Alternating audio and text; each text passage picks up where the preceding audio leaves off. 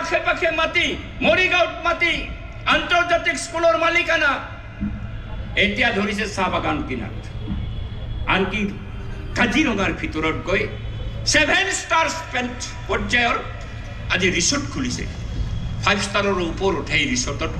আজি ব্যৱস্থা কৰিছে কোন ৰিনিকি ভূঞা মুখ্যমন্ত্ৰীৰ পত্নী সম্পত্তিৰ পাহাৰ গঢ়ি তুলিছে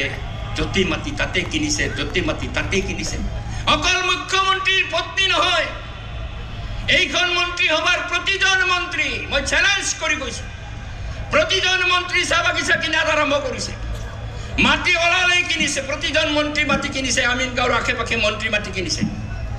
কাৰণ আইনস্কন বহিছে ৰাজধানীখন লাহে লাহে উত্তৰ পাৰে নিব হিমন্ত বিশ্ব শৰ্মাৰ অভিলাষী আঁচনি আৰু মন্ত্ৰীসকলক আশে পাশে মাটি কিনিবলৈ দিছে চাহ বাগিচা কিনিবলৈ দিছে এই ধৰণৰ লুণ্ঠন তাৰ পিছত কয় দুৰ্নীতিমুক্ত প্ৰশাসন এই চৰকাৰে এতিয়া সাম্প্ৰদায়িকতাৰ যিটো ৰাজনীতি কৰিছে প্ৰতিদিন ৰাতিপুৱা উঠি মুছলমানৰ বিৰুদ্ধে বিদ্বেষ সাম্প্ৰদায়িক বিগবাস্প বিয়পাই দিয়াৰ কাৰণে উক্তিৰ পিছত উক্তি ভোটৰ আহিলে আকৌ সেই মুছলমানৰ ওচৰত গৈ আকৌ ভোটৰ ভিক্ষা কৰে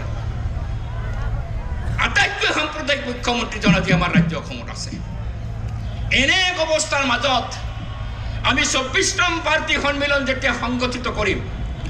আমাৰ সন্মুখত এটাই লক্ষ্য আমি স্থিৰ কৰিবলৈ বিচাৰিছো সেইটো হৈছে গণ আন্দোলন গঢ়ি তুলি যেন তেন প্ৰকাৰণে হেমন্ত বিশ্ব শৰ্মা এই ব্ৰহ্মপুত্ৰত তাতে উঠাই দিব পাৰো তাৰ কাৰণে পৰিকল্পনা কৰিম এইটোই আমাৰ কাম ব্ৰহ্মপুত্ৰত উঠাই দিব লাগিব হেমন্ত বিশ্ব শৰ্মা ভাৰতীয় জনতা পাৰ্টি RSSৰ যিটো নেক্সাছ অসমখনক ধ্বংস কৰিবলৈ বিচাৰিছে তাক ব্ৰহ্মপুত্ৰত উঠাই দিয়াৰ বাহিৰে আমাৰ কোনো বিকল্প নাই এই কামটো আমি কৰিব লাগিব পঞ্চায়ত আহিছে যুঁজিব লাগিব যি যতে আছো যুঁজিব লাগিব আৰু 26ক টাৰ্গেট কৰিব লাগিব আৰু 26ত কেনেকৈ নিৰ্বাচন খেলিম সুপ্ৰকাশ তালুকদাৰে কৈছে আমাৰ য'ত শক্তি আছে আমাৰ বাম শক্তিক আমি আৰু আগবঢ়াই লৈ যাম CPM-ৰ শক্তিক আৰু বিস্তাৰিত কৰিম কিন্তু অকলে আমি নোৱাৰো এই কথা আমি জানো অকলে নোৱাৰো গণতান্ত্ৰিক ধৰ্মনিৰপেক্ষ শক্তি আমি ঐক্যবদ্ধ হ'ব লাগিব এই চেষ্টা আমি প্ৰতিনিয়ত কৰিছো ভাৰতৰ কমিউনিষ্ট পাৰ্টি মাৰ্ক্সবাদীয়ে কিন্তু আমাৰ ৰাজ্যৰ দুৰ্ভাগ্য বৃহত্তম দলটো হৈছে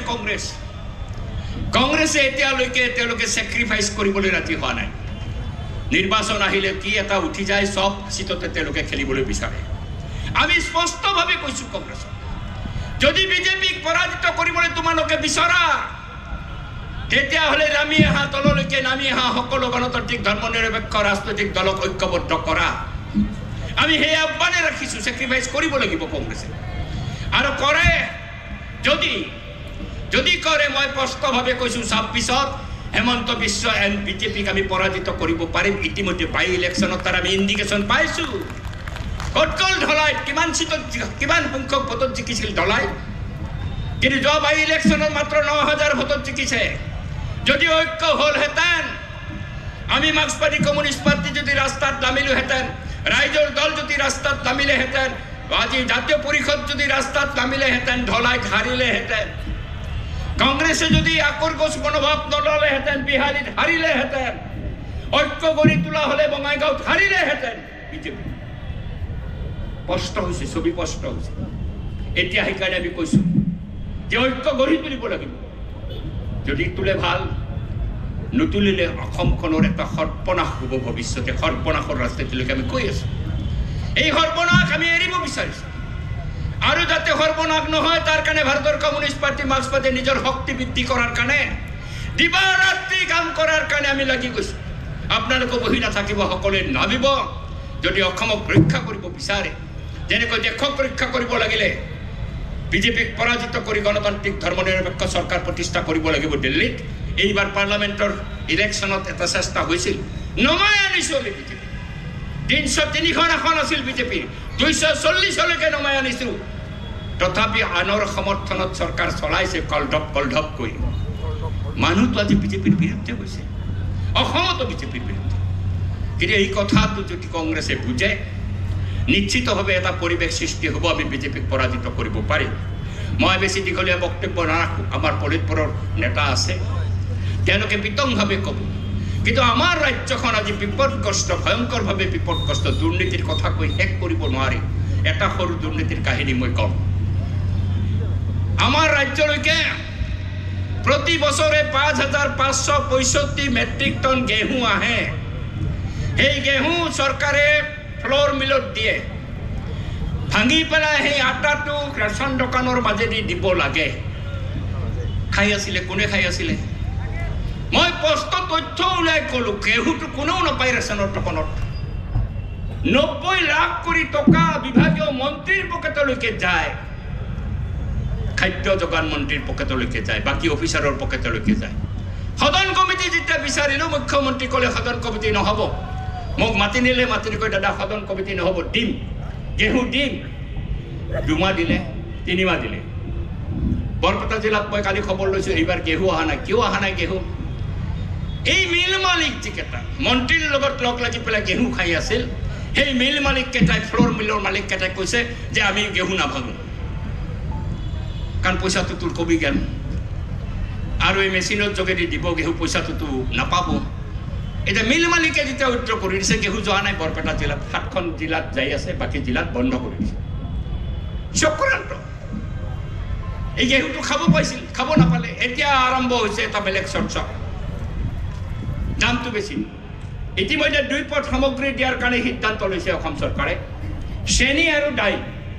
1 কিলো চেনি 1 কিলো দাইল 50% সাবসিডি দি মার্কেট রেটত যেটো দাম আছে তাৰে 50% দি তেওঁলোকে যোগান ধৰিম বুলি কৈছে এটা গেহুটো আনিব খুজিছে আনিলে 8 টকাৰ গেহুটো আজি মাৰ্কেটত 40 টকা চলি আছে তাৰ মানে 20 টকাতে আমি কিনিব পাৰিম 8 টকাত নোৱাৰো এইটো ত্ৰিপুৰা মডেল বোলে তেওঁলোকে কৈছে ত্ৰিপুৰা মডেল মই নাজানো মানিকদাই জানিব ত্ৰিপুৰা মডেল বিজেপি কি মডেল আনিছে আমাৰ সদায় মডেল বিচাৰি ফুৰে এনে ধৰণে আজি আকো মানুহক এই যে গেহুৰ টকা নিমখৰ কথা ওলাইছিল বা তাতে সুধি আছে নিমখত জিএসটি আছে না নাই বলো নাই নিমখ ৰেকে ৰেকে নিমখ আহে নিমখ সুলভ মূল্যৰ দোকানত যাব লাগে 2 টকা দামত নিমখ পাব লাগে মানুহে সুলভ মূল্যৰ দোকানত কিন্তু নিমখটো কোনোদিন মানুহে সুলভ মূল্যৰ দোকানত দেখা নাই ক'ত যায় খাদ্য আৰু যোগান মন্ত্ৰীৰ পকেটত যায় সেই নিমখ তেওঁ নিজেও কয় মই নিমখ মন্ত্ৰী অন্য দাম কমাব নোৱাৰো নিমখ মন্ত্ৰী তেওঁ কৈছিল নিমখটো ডিৰেক্ট ৰেকৰ পৰা গুদামলৈকে যায় আৰু গুদামৰ পৰা বজাৰত বিক্ৰী হয় 10 টকাত আমি কিনো 12 টকাত কিনো 14 টকাত কিনো পাব লাগে 2 টকা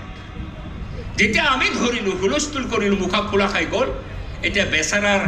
যোগান আৰু খাদ্য মন্ত্ৰীৰ বিভাগটো তেওঁৰ হাতৰ পৰা গৈছে কিন্তু যিজন আহিছে তেওঁ ধোৱা তুলসী পাতা নেকি সাধু সন্ত নেকি নহয় চাহ বাগিচা কিনা মানুহ সদায় চাহ বাগিচা কিনি ফুৰে এই যে চাহ বাগিচা কিনা মাটি কিনা ধান্দা কৰা এই ভাৰতীয় জনতা পাৰ্টিক আমি পৰাজিত কৰাৰ কাৰণে এতিয়াৰ পৰাই সঠিকভাৱে যাতে আমাৰ নিজৰ ভেটি নিজৰ শক্তি বাহুত যদি বল নাথাকে কোনেও গুৰুত্ব নিদিয়ে আমাক নিজৰ বাহুৰ বল সৃষ্টি কৰাৰ কাৰণে কাম কাজ কৰিব লাগিব এই সন্মিলনে এই বাৰ্তা লৈ যাব মই আশা ৰাখিছোঁ আপোনালোকে আজি সমাৱেশত আছে যিসকল সমাৱেশৰ পৰা ঘূৰি যাব পঞ্চায়ত নিৰ্বাচনৰ কাৰণে কাম কাজ কৰক ২৬ৰ বিধানসভা নিৰ্বাচনৰ কাৰণে কাম কাজ কৰক আৰু যিসকল থাকিব আমি ইয়াতে আলোচনা বিলোচনা কৰি প্ৰতিনিধিসকলে আমাৰ ৰাস্তাটো আমি নিৰ্ধাৰণ কৰি ল'ম মই সকলোকে এই সমাৱেশত যথেষ্ট কষ্ট হৈছে আপোনালোকৰ তথাপি আপোনালোকে সমাৱেশলৈকে আহিছে মই সকলোকে হিয়া ভৰাও লোক যাচিছোঁ ধন্যবাদ যাচিছোঁ আপোনালোকৰ বিহুটো ভালে ভালে যাওক এই আশা ৰাখি মই মোৰ বক্তব্য সামৰণি মাৰিছোঁ